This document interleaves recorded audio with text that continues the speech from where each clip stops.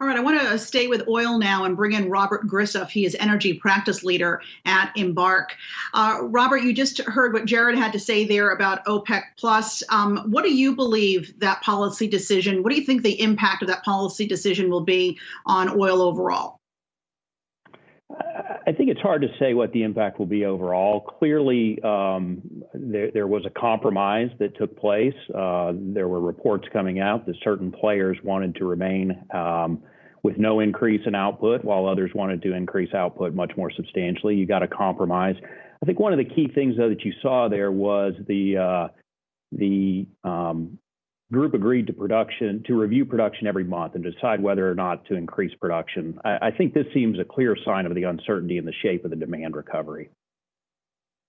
What are your predictions for the range that we might see oil trade in?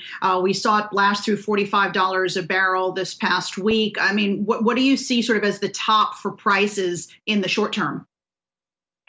I think as you look at the futures market, you can tell that it's very flat. So I think short of significant demand recovery, it's going to be very difficult for us to have significant price appreciation. There's certainly some optimism around the vaccines and the good news that's coming as a result of the vaccines, which ultimately should be able to drive some demand increase as well. Wanted to get your take back to the OPEC Plus alliance in general.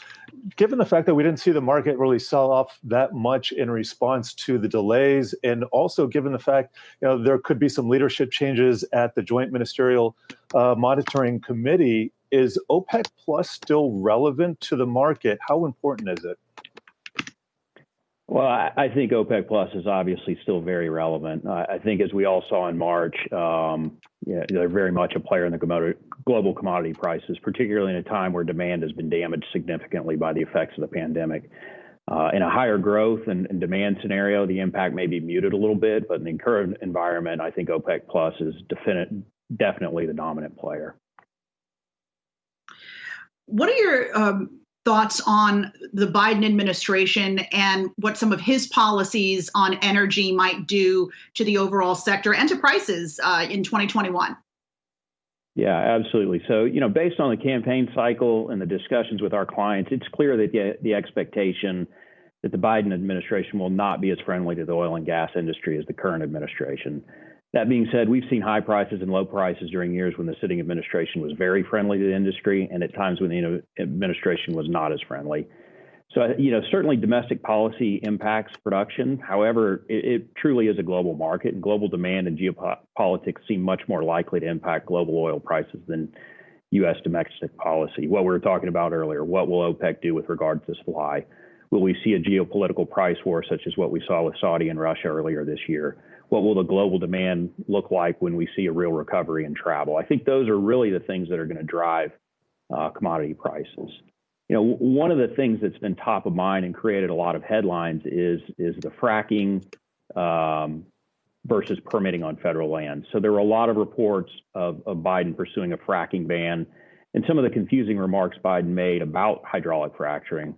So in spite of the headlines, there does not appear to be a written policy and plan a written plan to ban fracking. There is a proposal for banning new oil and gas permitting on public lands and waters, which would limit the ability of current holders of federal leases to drill new wells.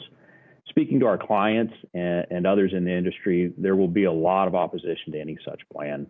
The industry and others will fight this using likely every tool at their disposal. This would likely include litigation from leaseholders and states that will be impacted by lost revenue, as well as industry organizations such as API and others.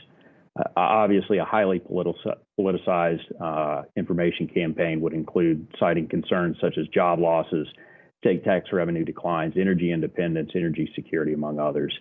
What I would say is I think there's a big gap between a proposal that was likely circulated to appeal to a base of voters and the ability to enact that plan and an attempt to enact it. All right, Robert Grisaffe, energy practice leader at Embark. Thanks for sharing your insights with us today.